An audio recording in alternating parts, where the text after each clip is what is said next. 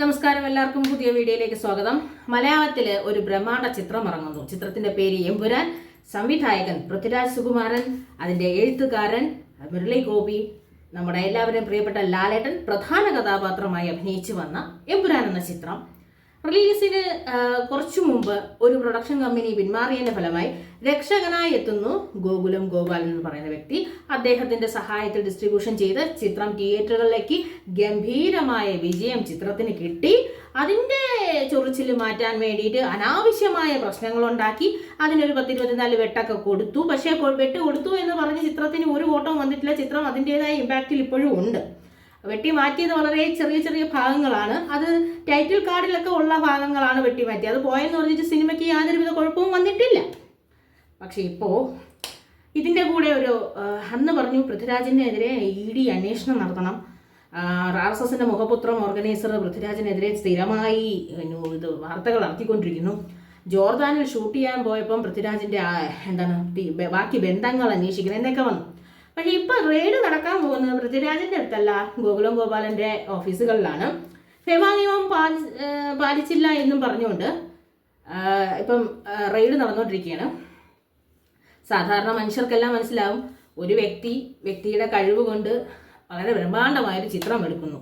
അത് നിസ്സാരമായ കാര്യമൊന്നുമല്ല. അതിൻ്റെ ഒന്നാം ഭാഗം വളരെ വിജയകരമായ സാഹചര്യത്തിൽ രണ്ടാം ഭാഗം എടുത്ത് രണ്ടാം ഭാഗം അതിനേക്കാൾ വിജയകരമാകുന്നു. മൂന്നാം ഭാഗം ഉടൻ വരാൻ പോകുന്നു.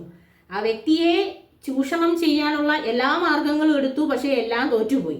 ആ സാഹചര്യത്തിൽ ഇനി പ്രൊഡ്യൂസറായി നിൽക്കുന്നവർ അല്ലെങ്കിൽ അദ്ദേഹത്തെ നിൽക്കുന്നവരെങ്കിലും ബുദ്ധിമുട്ടിച്ചാൽ ഇനി ഒരു ഭാഗം വരുമ്പോഴെങ്കിലും അവർക്കത് ചെയ്യാതിരിക്കാൻ തോന്നുമല്ലോ എന്ന തെറ്റിദ്ധാരണയുടെ പുറത്ത് ആണ് ഇപ്പോൾ ഉള്ള ഈ പ്രഹസനങ്ങളൊക്കെ നടക്കുന്നത്. എന്തായാലും L3 സീക്വൽ വരിക തന്നെ ചെയ്യും. യാതൊരുവിധ ബുദ്ധിമുട്ടും ഇല്ലാതെ വരും. കാര്യം L2 ജയിച്ചാലാണ് L3 വരിക എന്ന് പറഞ്ഞു. L2 എപ്പോഴേ ജയിച്ചു കഴിഞ്ഞു. അത് എമ്പുരാൻ ജയിച്ചു കഴിഞ്ഞു. ഏത് തരത്തിലായാലും എമ്പുരാൻ എന്നേ ജയിച്ചു കഴിഞ്ഞു. അപ്പം ജയിച്ച സിനിമ ആയതുകൊണ്ട് തന്നെ L3 വരും.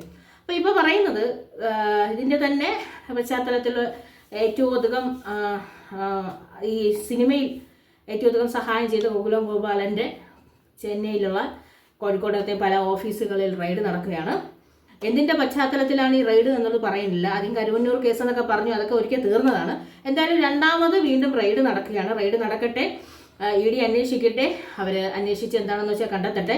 മലയാളത്തിൽ നല്ല ചിത്രങ്ങൾ എന്തുകൊണ്ട് ഉണ്ടാകുന്നില്ല എന്നുള്ളൊരു ചോദ്യം ഇനി പറയരുത്. നല്ല ചിത്രങ്ങൾ ഉണ്ടായാൽ വിജയിക്കുമെന്നുള്ള സാഹചര്യം വരുമ്പോൾ പരാജയപ്പെടുത്താൻ ഇത്രയൊക്കെ ആൾക്കാർ ഇവിടെ ഉണ്ട്. അതുകൊണ്ടാണ് ആരും റിസ്ക് എടുത്ത് മലയാളത്തിൽ ഒരു നല്ല ചിത്രം ചെയ്യാത്തത്. എന്തുകൊണ്ട് മലയാള സിനിമയിൽ ഇനി ഒരു നല്ല ചിത്രം എടുക്കാൻ ആരും ശ്രമിക്കുന്നില്ല എന്നുള്ളതിൻ്റെ ഉത്തരം കൂടിയായി എമ്പുരാൻ.